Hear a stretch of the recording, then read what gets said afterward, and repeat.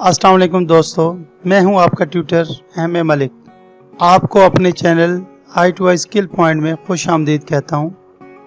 सबक शुरू करने से पहले आपसे गुजारिश है कि अगर आपने अभी तक मेरे चैनल को सब्सक्राइब नहीं किया तो नीचे मौजूद लाल रंग के बटन को दबाकर सब्सक्राइब कर लें और साथ ही साथ बेल के आइकन को लाजमी दबाएं ताकि मेरी आइंदा आने वाली वीडियोस आप तक बर वक्त पहुँच सकें।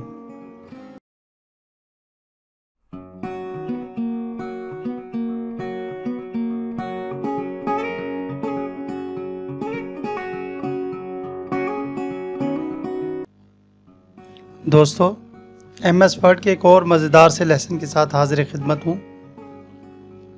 उम्मीद करता हूँ कि आप सब लोग बखैरियत होंगे और अल्लाह ताला की दी हुई नेमतों से लुत्फ़अंदोज़ हो रहे होंगे। तो चलिए शुरू करते हैं। MS वर्ड ओपन कर लिया है। यहाँ सबसे पहले इंसर्ट टैब में जाके एक टेबल इंसर्ट कर लेते हैं। इसके बाद आज हमने लेआउट टैब के बारे में पढ़ना है। ये टैब उसी वक्त ओपन होगा या विजिबल होगा जब आप टेबल क्रिएट करेंगे, क्योंकि ये टेबल टूल्स हैं। ये डिज़ाइन और लेआउट ये टेबल टूल्स का हिस्सा है। यानी यूं ही आप टेबल टूल से आउट होते हैं, ये आप देखेंगे यहाँ पे वो डिज़ाइन और लेआउट गायब हो चुके हैं, हाइड हो गए हैं। तो चलिए जल्दी से शुरू करते हैं। टेबल टूल में जाके एक टेबल इंसर्ट किया हमने। उसके बाद लेआउट टैब में जाके यहाँ से ये जो फर्स्ट 3 ऑप्शन हैं जिनके नीचे ये टेबल ग्रुप लिखा हुआ है, ये टेबल ग्रुप का हिस्सा है। तो इन तीनों के बारे में जल्दी जल्दी आज हम पढ़ लेते हैं। ये 3, पहला है इसमें सिलेक्ट, फिर व्यू ग्रिड लाइंस और फिर प्रॉपर्टीज। तो ये तीनों जो है हम जल्दी जल्दी से देख लेते हैं।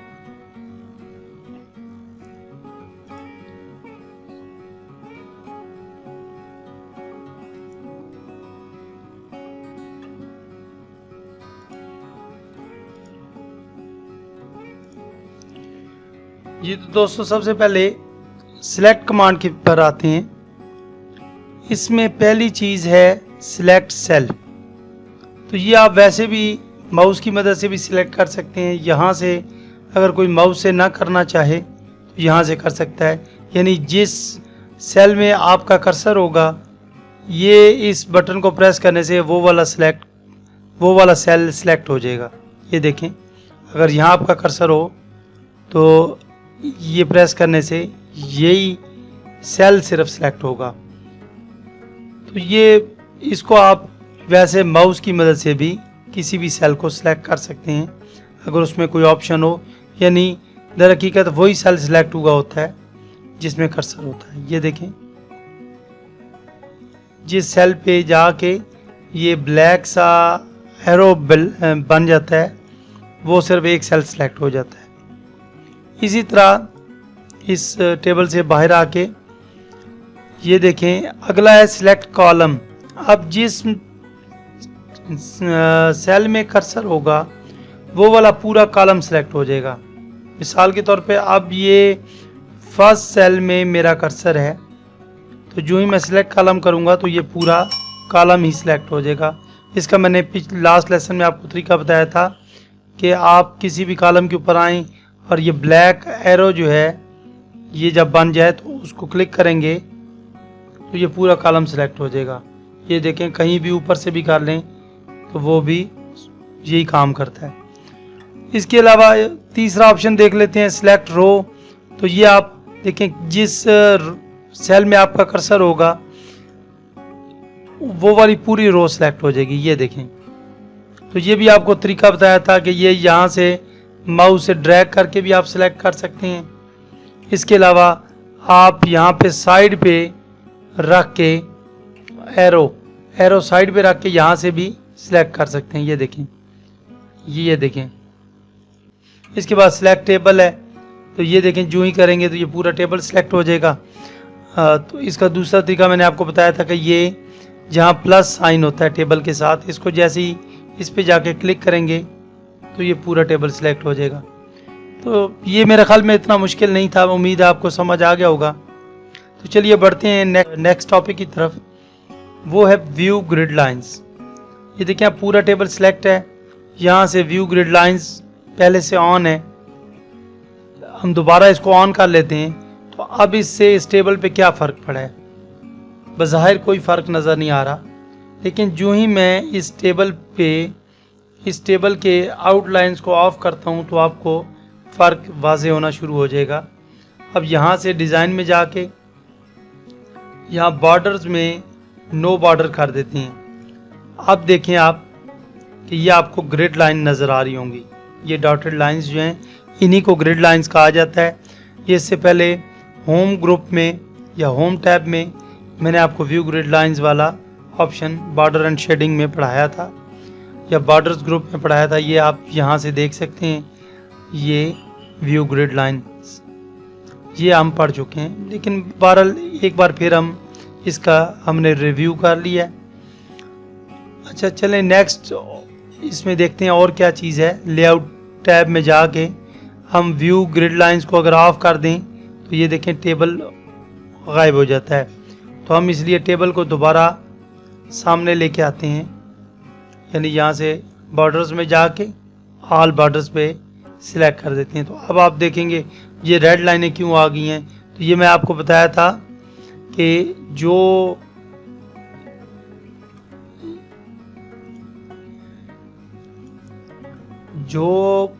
बॉर्डर स्टाइल जो है वो सिलेक्ट होता है, अब वही जो है ऑटोमेटिक इस पे अप्लाई हो जाता है। अब देखें यहाँ पे बारीक सिंगल लाइन जो है 1 पॉइंट वाली वो सिलेक्टेड थी, तो इसलिए बॉर्डर सारा जो है ये ऐसा ही आ गया है। अच्छा नेक्स्ट चलते हैं आगे। ये प्रॉपर्टीज़, ये बड़ा इम्पोर्टेंट टॉपिक है, इसको ज़रा गौर से आप देखें। ये देखें प्रॉपर्टीज़ में जाके जो पहली चीज़ हमें नज़र आती है वो है, पहला टैब है टेबल, उसके बाद row, column, cell and all text. तो पहले टेबल्स को देखते हैं कि टेबल क्या चीज़ है, टेबल में क्या क्या कुछ है। देखिए पहला ही इसमें जो टॉपिक नज़र आ रहा है हमें, जो ऑप्शन नज़र आ रहा है वो है प्रेफर्ड विड्थ, यानी आप कितनी टेबल विड्थ रखना चाहते हैं, आपकी प्रेफरेंस क्या है। फ़र्ज़ किया हम इसको चेक कर देते हैं और इसके बाद यहाँ 0 लिखा हुआ है, हम इसको बढ़ा के कि टेबल को मैं 5 इंच बड़ा रखना चाहता हूँ।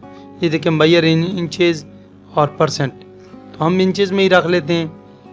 मैं 5 इंच बड़ा टेबल रखना चाहता हूँ। जो ही ओके करूँगा तो ये देखें यहाँ से यहाँ तक ये 5 इंचेस, ये ऊपर ये आपको ये रूलर में देख सकते हैं, ये 1 से स्टार्ट हो रहा है रूलर और ये 5 तक आ रहा है। तो ये 5 इंचेस का ये टेबल बन गया है।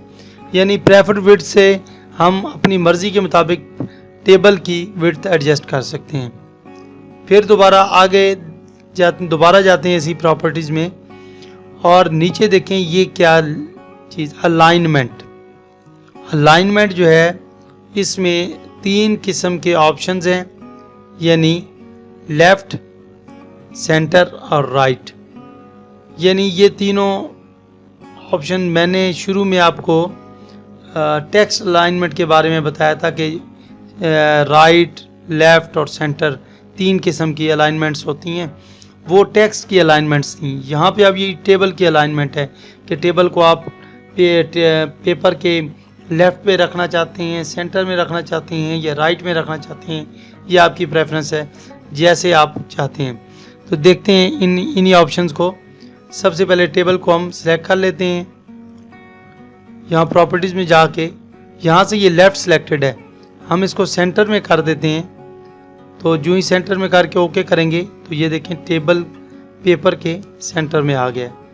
और इसी तरह अगर हम राइट में कर दें तो यकीनन ये राइट में चला जाएगा। ये देखें ये राइट वाली तरफ आ गया।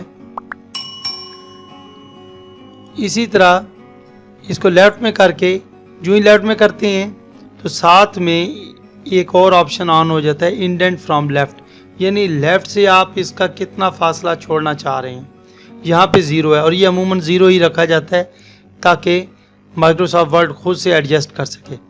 तो अगर आप इसमें 1, 2, 3 कुछ भी कितने भी इंचेस रख लेते हैं, जैसे मैंने ये 1 इंचेस या 2 इंचेस अगर मैं रख लूँ और यहाँ से लेफ़्ट सिलेक्टेड हो, तो आप देखें ये लेफ़्ट में तो जाएगा लेकिन 2 इंचेस छोड़ के लेफ़्ट में। अब ये लेफ़्ट में ही है, बज़ाहिर आपको राइट में नज़र आ रहा होगा लेकिन ये है लेफ़्ट में, बस शुरू से इसने इंडेंट जो है वो 2 इंचेस का छोड़ा हुआ, इसलिए हम इसको अगर 0 कर देते हैं और ओके करते हैं तो ये लेफ़्ट में वापस आ जाता है। तो चलिए दोस्तों आगे चलते हैं। अगला ऑप्शन है टेक्स्ट रैपिंग का। टेक्स्ट रैपिंग क्या चीज़ होती है? ये इससे मुराद ये है कि आप टेबल को टेक्स्ट से ऊपर रखना चाहते हैं या इसके इर्द गिर्द टेक्स्ट को रैप करना चाहते हैं, यानी कोई भी पैराग्राफ लिखा हुआ है आप उसमें से टेबल को अलहदा रखना चाहते हैं या आप टेबल बना के उसके इर्द गिर्द टेक्स्ट को रैप करना चाहते हैं। तो ये भी ज़रा देख लेते हैं ये कैसे होता है। ये देखें, यहाँ से टेबल को हम डिलीट कर देते हैं पहले। अब यहाँ पे वही जो मैं आपको शुरू के लेसन्स में बता चुका हूँ कि एक रैंडम सा पैराग्राफ लिख लेते हैं।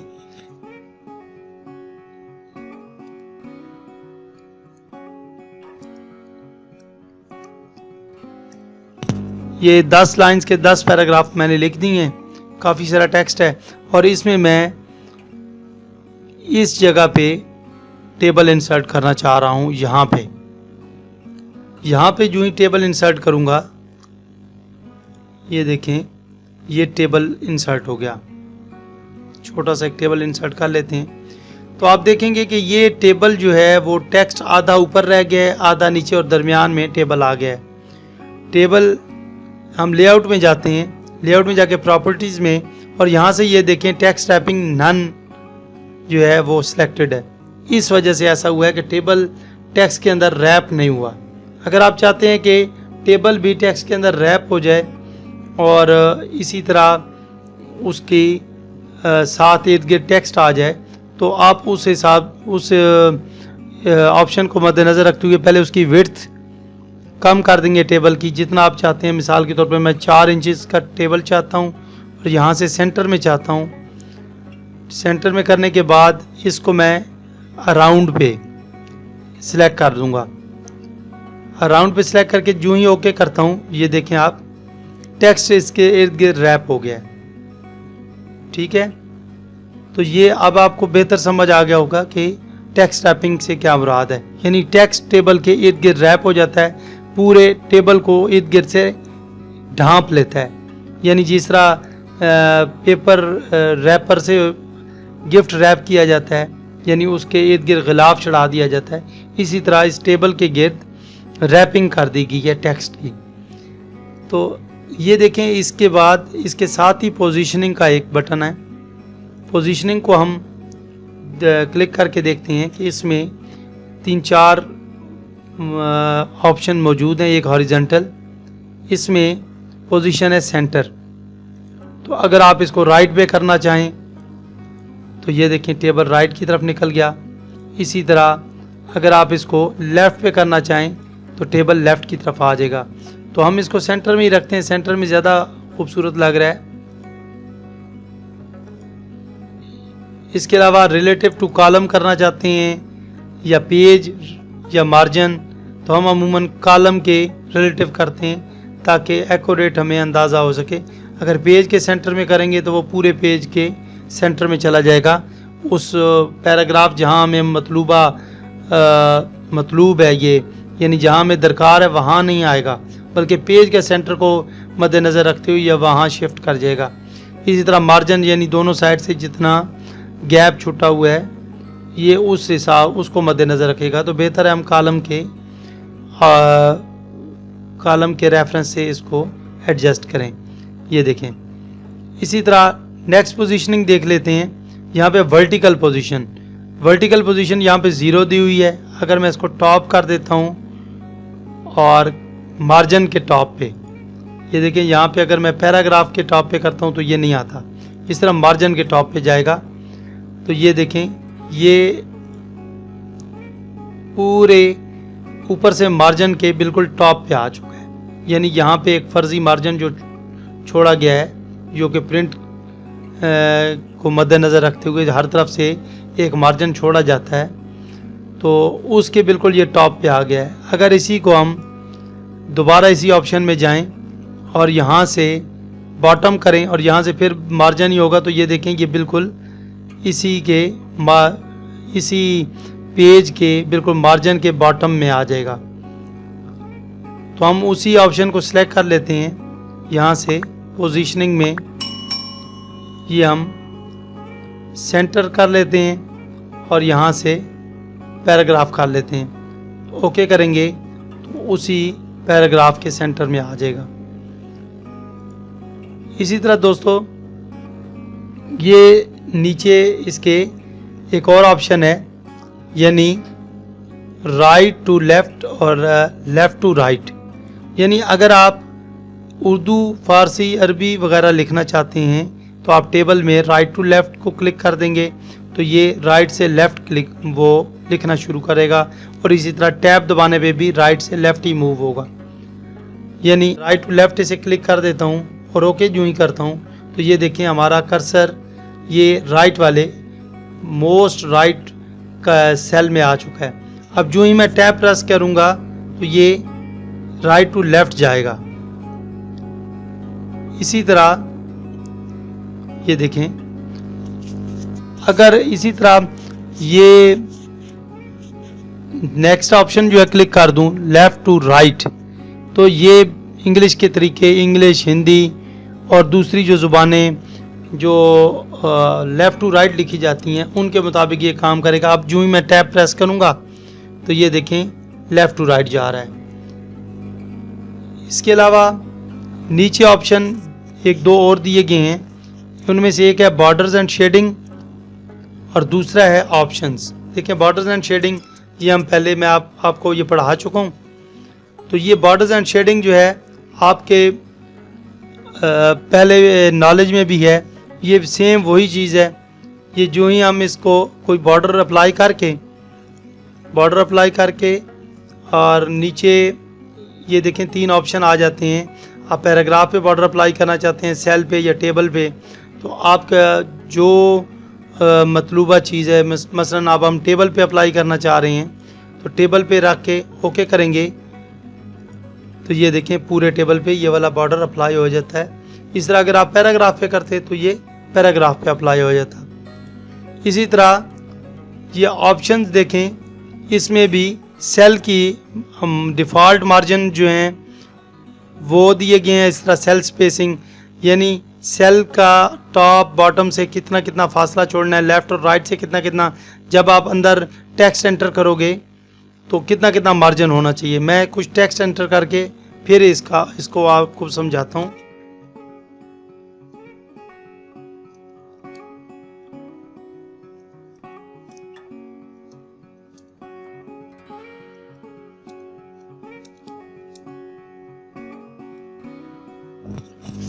ये देखें मैंने कुछ टेक्स्ट लिख लिया है टेबल के अंदर। अब इस टेबल को सिलेक्ट करके इसी प्रॉपर्टीज़ के ऑप्शन में जाके यहाँ से ऑप्शन को क्लिक कर देता हूँ तो ये देखें टॉप और बॉटम से इन्होंने 0 मार्जिन रखा हुआ है। तो अगर मैं इसको 0.3 और इसको भी 0.3 कर देता हूँ तो अब देखते हैं क्या फ़र्क पड़ता है।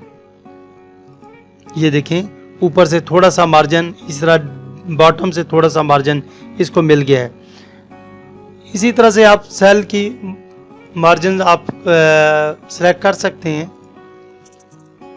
इसी तरह बॉटम से, लेफ़्ट से, राइट से आप अपनी मर्ज़ी के मुताबिक, लेकिन ये आमतौर पे ये ऑप्शन उसी वक्त यूज़ होते हैं जब आपको कहीं इस्तेमाल करना पड़े। आमतौर पे इसके डिफ़ॉल्ट ऑप्शंस पे ही इत्तफाक किया जाता है। फिर इसके बाद अलाउ स्पेसिंग बिटवीन सेल्स, तो ये 2 सेल्स के दरमियान कितना फासला होना चाहिए ये इस चीज़ को मेंशन करता है। मिसाल के तौर पे इधर अगर मैं 0.505 कर दूं और ओके करूं, तो ये देखें 2 सेल्स के दरमियान, यानी हर 2 सेल्स के दरमियान ये काफ़ी 0.05 इंचेस का ये फासला दे रहा है। तो ये भी टेबल को खूबसूरत बनाने का एक ज़रिया है। इस तरीके से आप पिक्चर गैलरी बना सकते हैं और इस कुछ भी आप अपनी मर्ज़ी के मुताबिक इससे एडजस्टमेंट कर सकते हैं। तो मेरा मकसद सिर्फ आपको ये ऑप्शन बता देना है। तो इसी तरह नेक्स्ट ऑप्शन इसी में ही देखते हैं कि ये है automatically resize to fit the contents. तो ये ऑप्शन इसलिए ये पहले से चेक हुआ होता है ताकि वर्ड को हम ये अलाउ कर देते हैं कि हमारा जितना कंटेंट हो उसी के मुताबिक टेबल को रिसाइज कर दे। तो ये अमूमन चेक हुआ होता है, तो इसको छेड़ने की ज़रूरत नहीं है।